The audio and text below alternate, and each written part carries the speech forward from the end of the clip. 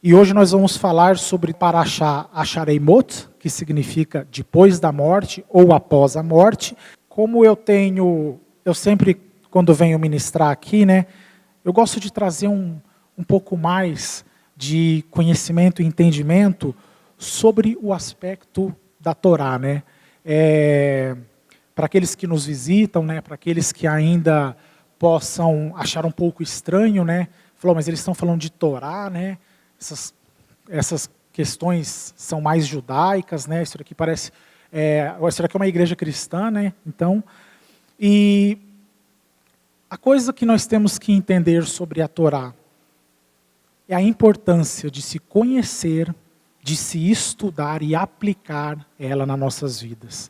Mas o que é a Torá? Ou melhor, por que aqui nós fazemos o uso deste nome hebraico, Torá? O que ela representa? O que ela significa de fato?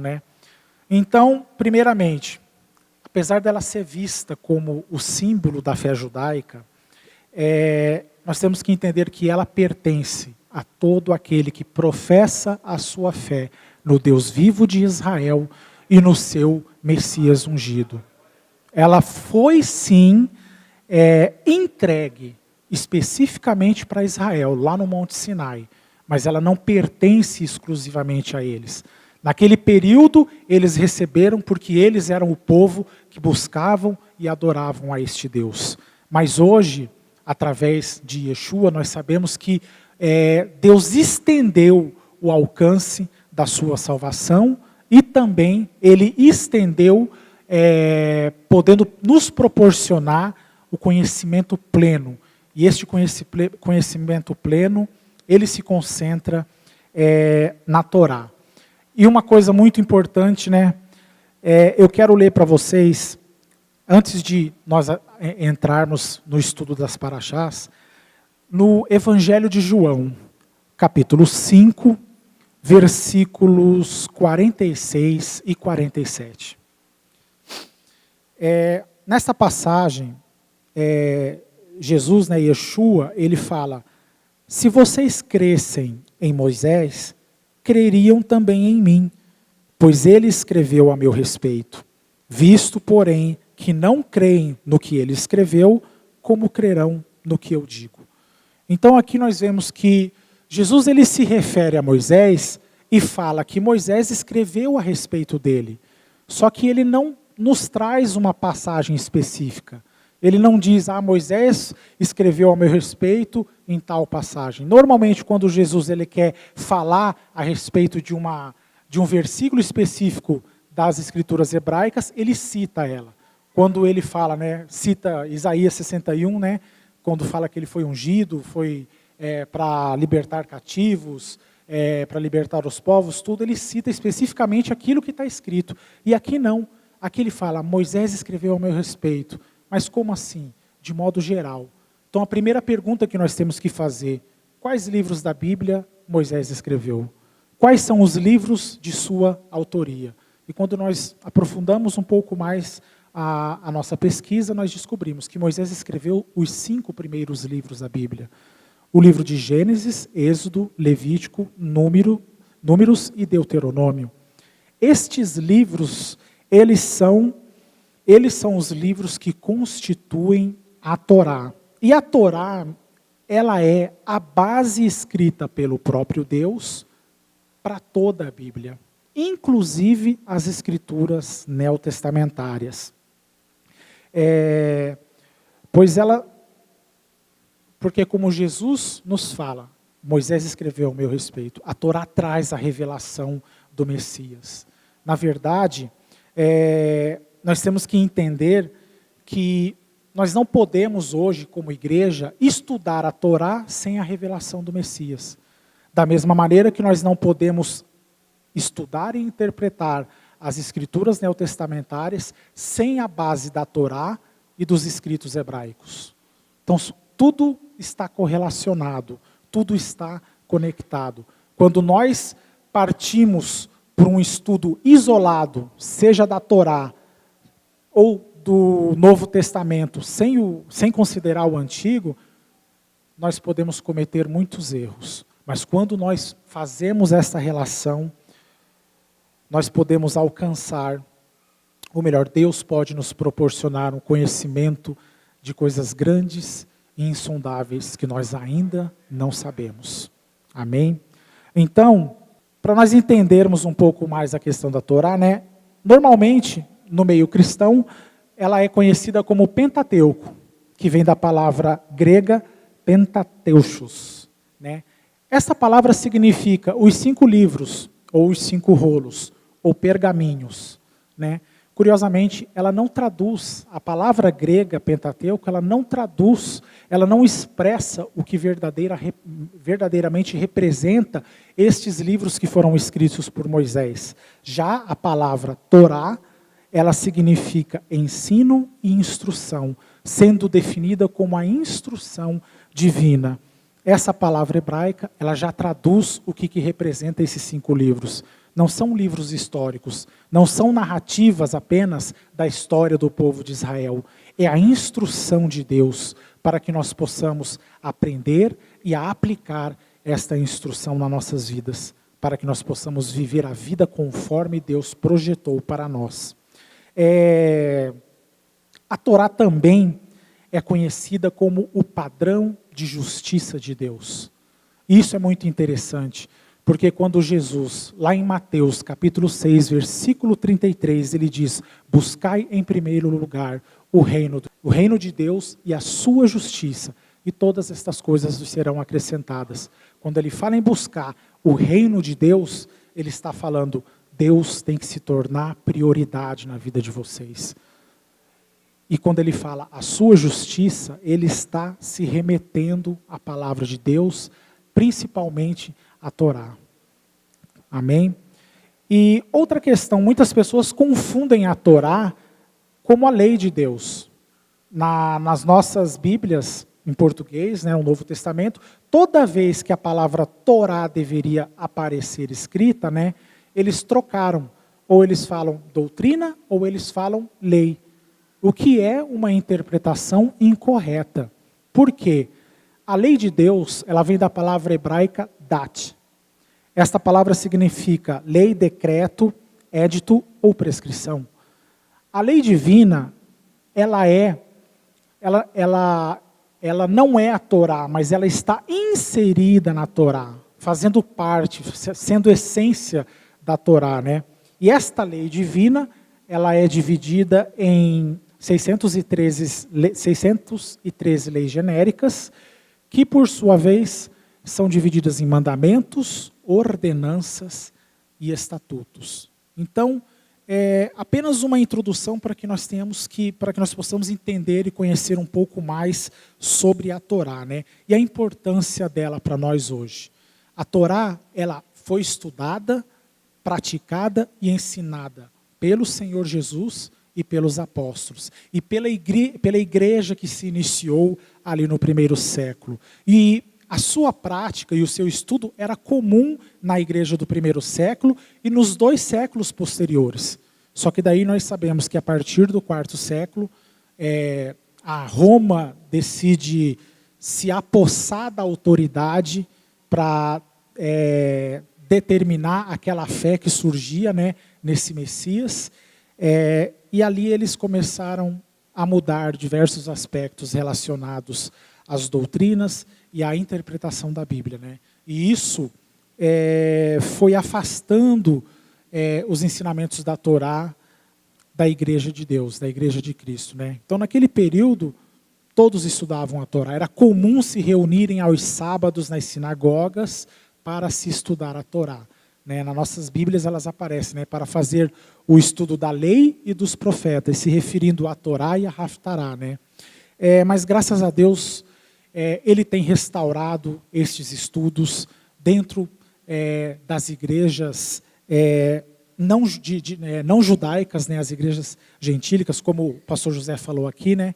Nós éramos gentis, mas a partir do momento que nós fomos aproximados a Deus, enxertados em Israel por intermédio do sacrifício de Cristo, nós nos tornamos povo, nós nos tornamos a família de Deus, né? Mas a gente continua usando esse termo gentílico apenas para fazer a separação, né, entre a igreja judaico-messiânica, que é a igreja dos judeus cristãos, assim dizendo, né, e a igreja gentílica. Então, gente, apenas uma introdução, né? Uma outra questão sobre a lei, gente. A lei veio para nos transmitir princípios divinos para que nós possamos ter um viver correto e um viver conforme o querer de Deus. Cada mandamento de Deus, ele possui uma característica. Cada lei de Deus, são 613 leis genéricas, e elas possuem 3 características importantes. A lei de Deus, ela possui um sentido legal e prático, que é não matarás. É simples assim. Ela transmite um ensinamento ou mais de um ensinamento e ela traz consigo um ou mais princípios para serem aplicados no nosso dia a dia. Então isso é importante a gente ter em mente. Muitas pessoas falam, a obra de Cristo revogou a lei de Deus. Na verdade, Cristo não revogou a lei de Deus. A obra de Cristo, ela sim pode ter a isso, ela suprimiu alguns mandamentos que eram referentes aos sacrifícios de expiação. Ou seja, no sentido legal. Mas os princípios e os ensinamentos que esses mandamentos ainda têm para nos transmitir, eles permanecem para nós hoje. E nós vamos começar aqui, são 2 paraxás, né? São 2 porções da Torá que nós estudaremos. A primeira, que é a Shareimot, que fala sobre após a morte, depois da morte, né? Eu apenas vou trazer uma introdução para que vocês possam entender, porque ela vai falar do Yom Kippur, né? Uma das festividades do Eterno, né? Conhecido como o Dia do Perdão. E no Yom Kippur, o que acontecia? Era um rito que ocorria uma vez ao ano, aonde o sumo sacerdote ele adentrava no Santo dos Santos, né, no tabernáculo e posteriormente no templo construído por Salomão, e ali ele oferecia sacrifícios ao Eterno, sacrifícios e holocaustos, né, que são as ofertas queimadas, e estes sacrifícios tinham a função de expiar o pecado do povo de Israel, o pecado de forma coletiva, né? Mas antes, então isso tinha que se repetir ano a ano, se tornou ali apesar de usar o termo, né, festividade do Eterno, né, porque faz parte de uma das festas do Senhor, e aonde que normalmente festa é sinônimo de alegria, né? E o Yom Kippur, ele é um dia onde as pessoas vão se arrepender, né? Eles afligem a sua alma porque eles fazem um jejum inteiro, né, de um dia inteiro, né, para que possam então ter os seus pecados expiados por aqueles sacrifícios oferecidos, né? E aonde que está a alegria dessa festa, né? A alegria dessa festa está na purificação que Deus proporcionava, né? A expiação do pecado permitia que o povo de Deus pudesse continuar se relacionando com o Eterno de forma, sem terem empecilhos e impedimentos nisso que eram causados por causa do pecado, né? Então a alegria está nisso, né? Hoje eles chegavam, participavam deste rito, né? Desta purificação, e ali eles podiam então começar do zero, né? Agora nós podemos continuar servindo ao Senhor, agora nós podemos continuar buscando ao Eterno. Então, algumas características rápidas que eu vou falar aqui sobre o Yom Kippur, e uma coisa importante, esta festa do Yom Kippur, ela se relaciona diretamente com a obra redentora de Cristo na cruz. Este sacrifício era oferecido ano a ano para a expiação do pecado do povo de Israel. A obra da cruz aconteceu uma única vez, e ela foi mais do que suficiente para não somente perdoar os nossos pecados, mas para nos salvar, nos aproximar novamente de Deus, nos reconectando novamente com o Eterno e nos dar a vida eterna.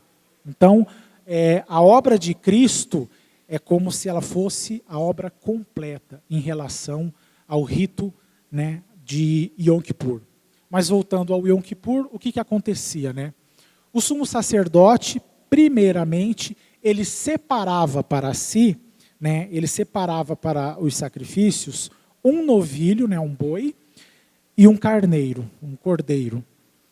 Este boi, ele era sacrificado para purificar primeiramente o sumo sacerdote e a sua casa, e a sua família. Então, antes do sumo sacerdote ser um instrumento de Deus para abençoar o povo de Israel, ele primeiro tinha que ser santificado. Ele precisava também passar por essa purificação, né? E essa é uma realidade que precisa ser praticada hoje pela igreja de modo geral. Os líderes, aqueles que estão à frente de ministérios, aqueles que estão a serviço do Senhor, seja pregando, ensinando, evangelizando, seja ministrando louvor, eles precisam se apresentar diante de Deus e precisam buscar ter uma vida santa, precisam buscar ter uma vida pura, uma vida que os afaste de todo tipo de contaminação e impureza que existe neste mundo. Eles precisam se apresentar a Deus de forma que Deus possa usá-los de forma completa. Só que nós vemos que esta realidade não tem se cumprido de fato. Por quê? Quantos escândalos nós ouvimos aí fora de líderes de igreja, né, que são adúlteros, que são pedófilos, que são homossexuais, que se envolvem com crimes, com corrupção. Né, esses tempos teve 3 pastores que foram presos ali em Corumbá traficando armas. Né, como que pode uma liderança se envolver e se misturar com esse tipo de contaminação? Então, é algo que nós precisamos ficar atento. Deus primeiro falava, ó Arão, primeiro você se purifica, você e a tua família, aí você vai sacrificar para Israel. Então era importante isso. Ali em Levítico capítulo... Aí vamos abrir aí, né, a nossa paraxá começa no capítulo 16 do livro de Levítico. Capítulo 16, o versículo 3. Com isto, Arão entrará no santuário com um novilho para expiação do pecado e um carneiro para o holocausto. Aí ali no versículo 6, vamos pular para baixo. Depois Arão oferecerá o novilho da expiação, que será para ele, e fará expiação por si e por tua casa. Então, primeiramente, Arão oferecia um sacrifício de expiação por si e pela sua família. Aí, vamos ali para o versículo 5. E da congregação dos filhos de Israel, tomará 2 bodes para expiação do pecado, e um carneiro para o holocausto, um cordeiro, né, em algumas traduções. E aí, no versículo 7 ao 10, do mesmo capítulo 16, a palavra fala: depois pegará os 2 bodes e os apresentará ao Senhor, à entrada da tenda do encontro, e tirará sorte quanto aos 2 bodes, um para o Senhor e outro para Azazel. Arão trará o bode cuja sorte caiu para o Senhor e o sacrificará como oferta pelo pecado. Mas o bode sobre o qual caiu a sorte para Azazel será apresentado vivo ao Senhor para se fazer expiação e será enviado para Azazel no deserto. Então, vamos entender rapidamente o que acontecia aqui, né? Depois de purificar-se a si e a sua casa, Arão ele pegava 2 bodes do povo de Israel, e esses 2 bodes, ele servia para ser sacrificado, porque com o derramamento do seu sangue, os pecados de Israel seriam expiados ali, perdoados. O outro, ele era apresentado, né? Arão ia lá, pegava esse outro bode que deveria ser apresentado vivo diante do Senhor, impunha as 2 mãos sobre a cabeça desse bode e ali começava a confessar os pecados do povo de Israel. E ali ele falava tudo, ó Senhor, perdoe os adultérios, os roubos, né, os falsos testemunhos, as blasfêmias, as idolatrias. Ele ia confessando todo tipo de pecado, né? Ou seja, todo o pecado de Israel era lançado sobre este bode. Quando nós lemos lá em Isaías 53 sobre a obra do Messias, a palavra nos fala que todos os nossos pecados foram lançados sobre ele. Jesus ele faz o papel dos dois bodes, porque ele foi sacrificado pelos nossos pecados, o seu sangue foi derramado pelos nossos pecados, mas antes do sangue dele ser derramado, todos os nossos pecados foram lançados sobre eles. E nós sabemos que o Senhor não tem parte com o pecado. Por isso que Jesus, num determinado momento naquela cruz, ele exclama: Pai, por que o Senhor me abandonou? O que aconteceu naquele momento em que Deus retirou a sua presença do seu Filho? Foi o momento onde todos os pecados da humanidade, de forma atemporal, porque Jesus recebia os pecados passados, presentes e futuros. Futuros, porque hoje, se alguém chegar aqui e se arrepender, ele vai ser perdoado. Aquele sangue vertido na cruz há mais de 2000 anos atrás, ele ainda surte efeito hoje. E assim, né, os nossos pecados são perdoados por Cristo. Então, você estudar essa cerimônia de Yom Kippur, você vai conectar diretamente com a obra de Cristo. Ela vai se relacionar diretamente à obra que Cristo fez, né?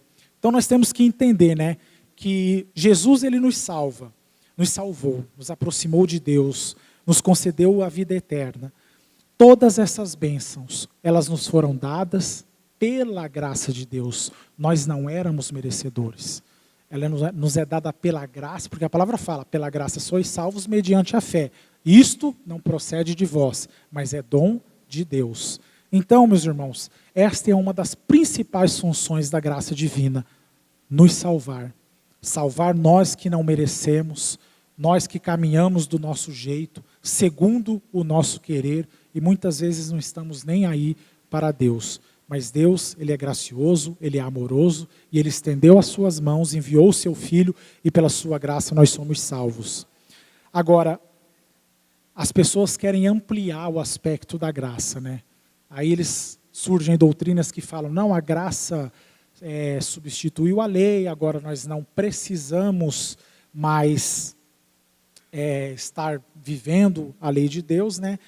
Mas aí eu retorno um pouco ao conceito da Torá, ou melhor, a função e a finalidade da Torá. Pelas obras da lei, pela obediência à lei de Deus, ninguém será salvo. Isto está claro na palavra de Deus. A pessoa pode ser perfeita na sua conduta em relação à palavra de Deus, e isso não vai salvar ela. Ela só pode ser salvo pela graça de Deus mediante a fé. Então, a graça nos concede salvação e vida eterna. Mas e a Torá? Qual que é o papel da Torá nesse meio termo, gente? A Torá tem a função de preservar a nossa salvação e de nos conduzir a um crescimento e a um aprimoramento na presença de Deus. A função da Torá é outra, ela preservar aquilo que nós recebemos pela graça de Deus, pelo favor imerecido de Deus. E isso é algo pela qual a igreja não tem se atentado. Aliás, você não precisa nem incluir a Torá, você não precisa nem incluir o Antigo Testamento. Se nós fôssemos estudar o padrão de conduta que Deus deseja de nós pelas escrituras neotestamentárias, ali já tem muita coisa. Deus fala para a gente não julgar, Deus fala para a gente amar o próximo, para a gente não mentir, para a gente não se contaminar, para a gente não idolatrar, para a gente não se envolver em atos de imoralidade sexual. Tudo isso tem no Novo Testamento. Mesmo assim, a igreja não tem atentado para essas coisas. A igreja de hoje, na sua grande maioria, ela tem se preocupado apenas com ter, né? O que eu posso alcançar de Deus? O que eu posso ter de Deus? O que eu posso conquistar, né? E aí existe esse movimento da fé, né, que leva as pessoas a se empenharem no crer para receber. Mas ninguém fala sobre o ser, sobre o se tornar, sobre o ser luz do mundo, sobre o ser o sal da terra, sobre o ser santo. Poucos estão trabalhando este aspecto de grande importância na palavra de Deus. E nós temos que entender, eu gosto muito de uma frase do Rabino Marcelo, que ele fala: o ter tem que ser uma consequência do ser. Ou seja, aquilo que nós recebemos de Deus, as bênçãos que nós podemos usufruir da parte de Deus, tem que ser uma consequência da nossa vida com Deus. E isso é uma grande realidade. Eu não estou aqui dizendo que nós não podemos buscar as bênçãos de Deus e desfrutar delas. Não, meu irmão. Jesus, ele trabalha muito bem o aspecto do exercício da nossa fé, para que através do exercício desta fé, nós possamos receber as bênçãos de Deus. Mas nós temos que entender, gente, o exercício da fé é apenas um aspecto da nossa vida com Deus. Deus fala lá em Isaías 1, capítulo 1, versículo 19. Se vocês quiserem e estiverem dispostos a me obedecer, comereis o melhor desta terra. O comereis o melhor desta terra vem depois do se dispor a obedecer. Então, a vida com Deus não é um oba-oba, gente. A vida com Deus, o que Deus deseja de nós, Jesus ele voltou, ele veio para nos resgatar e veio para nos colocar no caminho de Deus. Ele fala, eu sou o caminho. Vocês têm que me seguir, vocês têm que me imitar. Façam o que eu fiz. Sigam o padrão de conduta da forma como eu me conduzi. Então nós temos que entender, gente, que a igreja precisa se despertar para isso.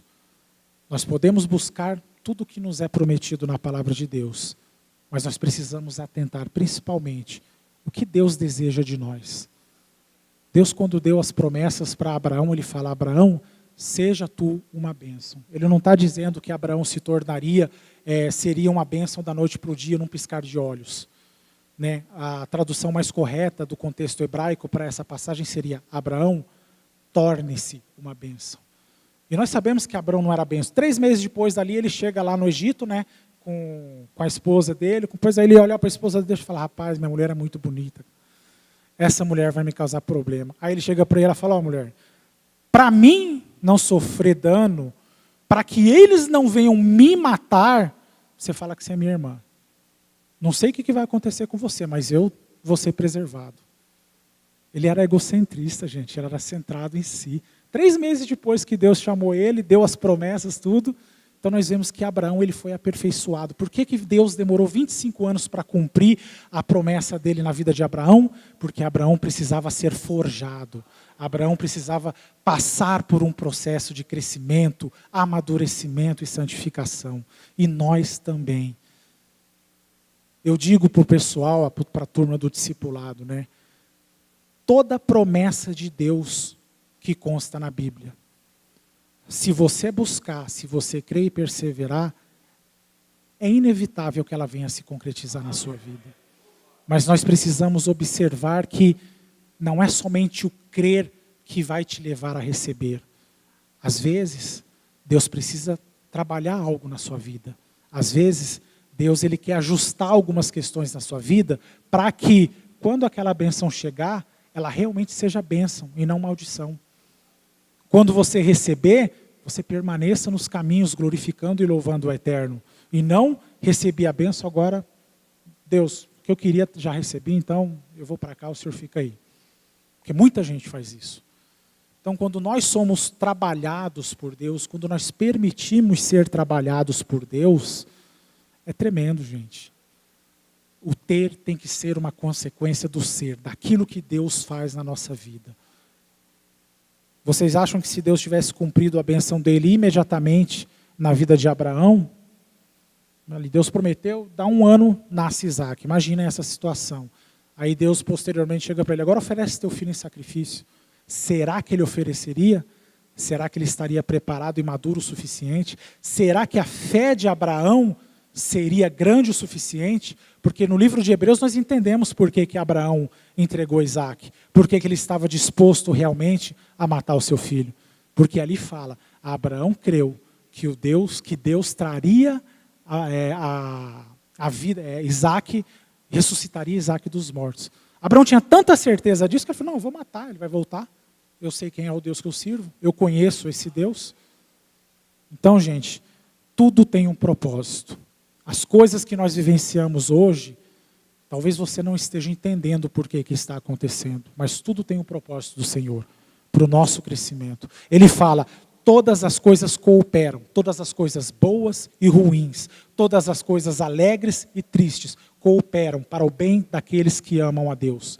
Então Deus, ele trabalha em toda e qualquer situação na sua vida. Ele não fala unicamente, meu irmão, que a tua vida vai ser uma bonança, né, uma alegria só, agora você não vai mais ter problemas, você não vai mais ter que enfrentar nada, não, meu irmão. Na verdade, até parece que a nossa vida com Deus se torna um pouco mais difícil quando nós nos achegamos a Ele. Mas quando nós entendemos, né, é o que eu falo, antigamente eu questionava muito a Deus por causa da questão de ser disciplinado, de ser corrigido, né? E hoje eu entendo que quando nós estamos sendo disciplinados por Deus, olha que loucura, nós estamos experimentando o amor dele. Porque a palavra diz que Deus disciplina a quem Ele ama. Então quando você está num momento de disciplina, meu irmão, você está experimentando o amor de Deus. Talvez não da forma que você gostaria, mas você está experimentando o amor de Deus. E isto é para te elevar. Deus nunca se achega ao homem, Deus nunca age e opera no homem para derrubar. Deus sempre quer levantar o homem. O diabo vem para te derrubar, o diabo vem para te desanimar, mas Deus não. Ele chega até nós para nos levantar.